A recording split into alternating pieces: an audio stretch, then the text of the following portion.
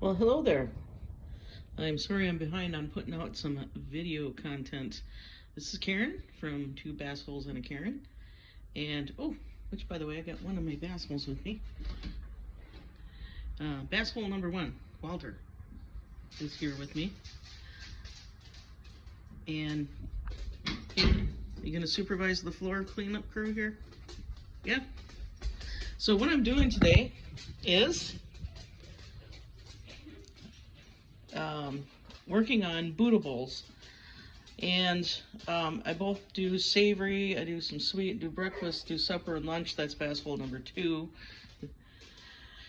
And it was part of like my plan to start eating better in the new year.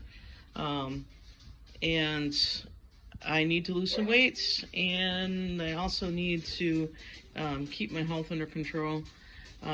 I'm type 1 diabetic, so I've been living with diabetes for most of my life, well, going on 50 years, and I want to continue to have a good quality of life, and so I'm making sure I am going to be doing that.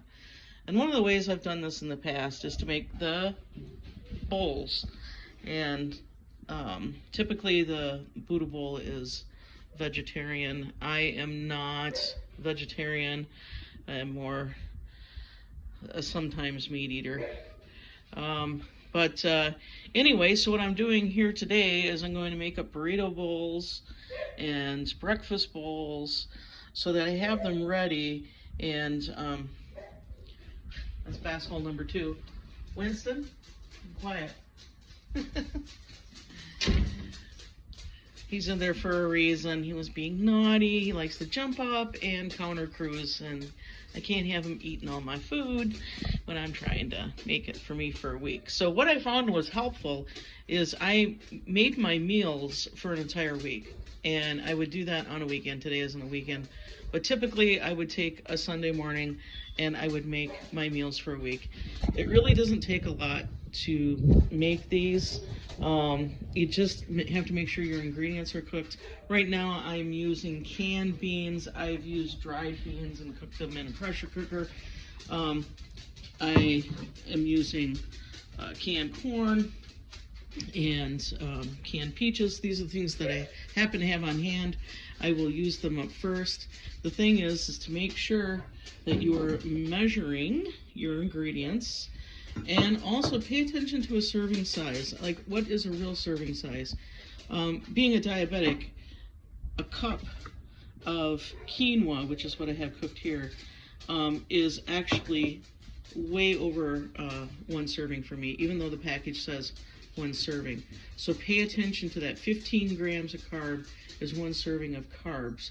Now, if you're doing an Atkins diet, 15 grams of carb is like, oh my gosh, it's like over a day for me. Adjust to your preference. I do eat grains because I do have insulin requirements, and I do, if I found that if I don't and I eat those extremely low carb diets, my sugar is just all over the place, and I end up chasing my sugar because I just am not having enough carbs in my system.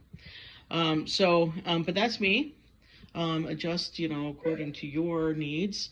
And anyway, so I get them set up ahead of time, and then that way I don't have to, oh my gosh, it's running late and I'm just going to stop and get this, or oh my gosh, I'm just going to, pop a frozen pizza in, something like that.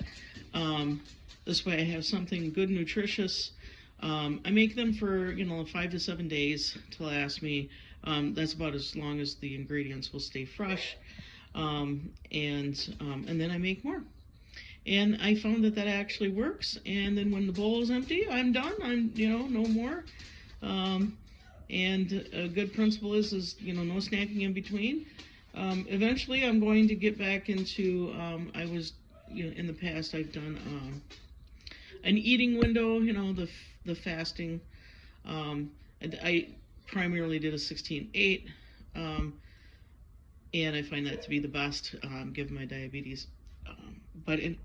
Anyway, so all my meals were taken in that 6-hour eating window. So anyway, that's that. I hope that everybody who's at the RTR, because I'm not, is having a bunch of fun.